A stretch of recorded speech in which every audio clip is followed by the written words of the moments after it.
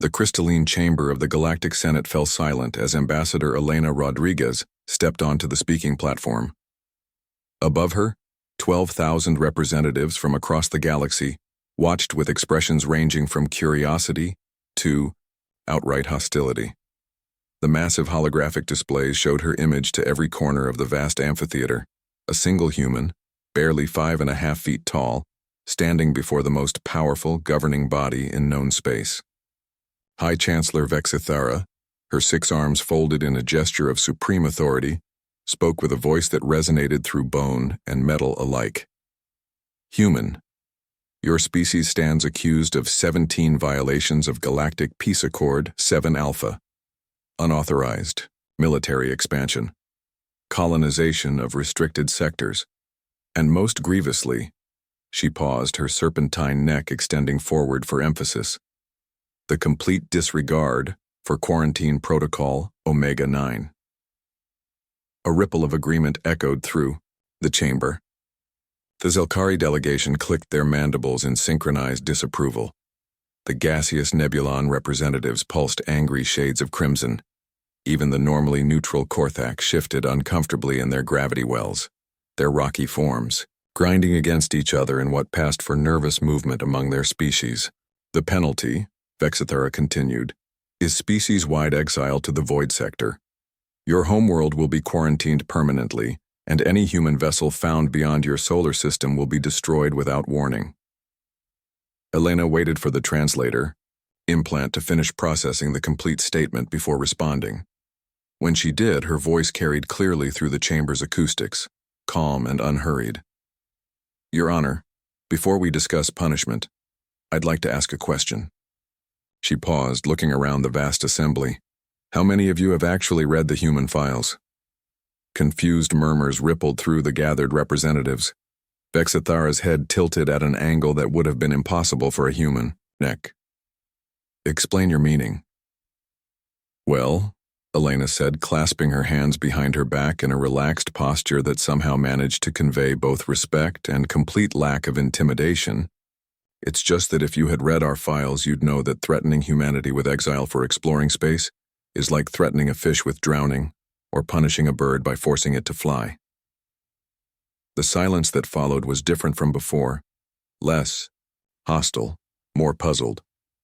Furthermore, Elena continued, I noticed that among the 17 violations listed, about 15 of them involve us going places we weren't supposed to go and doing things we weren't supposed to do.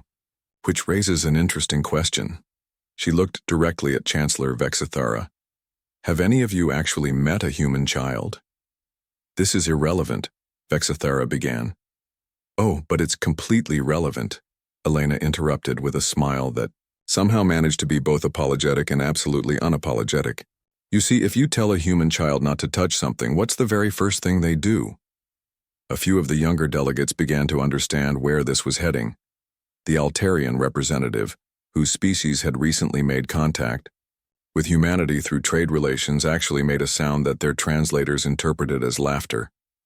They touch it, Elena said cheerfully. Every single time. We have a saying on Earth. Curiosity killed the cat, but satisfaction brought it back.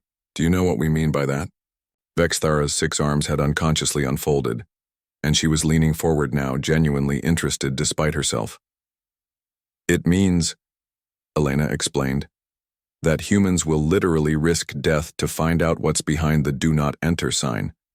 We've been doing it for our entire evolutionary history. We walked out of Africa and spread across every continent on our planet, including places that actively tried to kill us. We climbed the highest mountains because they were there. We dove to the deepest ocean trenches to see what was down there. We built machines to take us to our moon, not because we needed to, but because we wondered if we could. She gestured to the vast chamber around them. And then we discovered faster-than-light travel and found out there was an entire galaxy full of Do Not Enter signs. Did you really think we were going to respect them? The chamber had gone completely quiet. Now, even the translator systems seemed to be working overtime as species after species began to understand the fundamental nature of what they were dealing with. But here's the thing about humans, Elena continued, her voice growing more serious. Yes, we ignore your warning signs. Yes, we go where we're not supposed to go, but we also share. Every single discovery we've made, every breakthrough, every innovation, we offer it freely to anyone who wants it. We don't conquer, we explore. We don't dominate, we befriend. We don't follow rules not because we're lawless, but because we believe the universe is too big and too wonderful to be contained by arbitrary boundaries. She looked around the chamber one more time. You want to punish us for being exactly what we are. But here's what I think is really happening. You're afraid. Not of what we've done, but of what we represent. We're proof that the universe doesn't need your permission to be explored. Chancellor Vexithera was quiet for a long moment. When she finally spoke, her voice had lost its earlier authority. What exactly are you proposing, human? Elena's smile returned, broader than before. I'm proposing that instead of trying to cage a species that defines itself by breaking out of cages, you give us something more productive to do. Make us your scouts, your explorers, your first contact specialists. Let us go to all those places, marked "Do Not Enter," and come back to tell you what we found. She paused for effect. After all, we're going to do it anyway. Wouldn't you rather work with us than against us? The vote, when it came, wasn't even close. Humanity was officially designated as the Galactic Senate's Exploration Corps, with a mandate to investigate anything deemed too dangerous, too unknown, or too forbidden for other species to handle.